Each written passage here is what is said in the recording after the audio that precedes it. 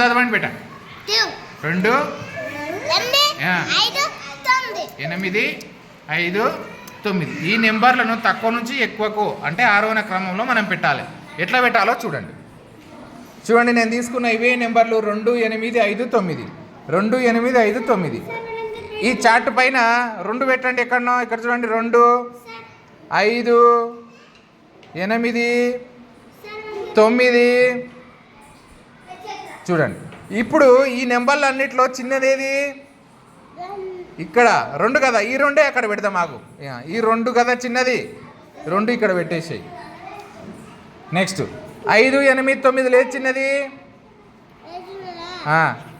5 ఇక్కడ పెట్టేసాయి. నెక్స్ట్ 8 9 లేదు చిన్నది, 8 ఇక్కడ పెట్టేసాయి.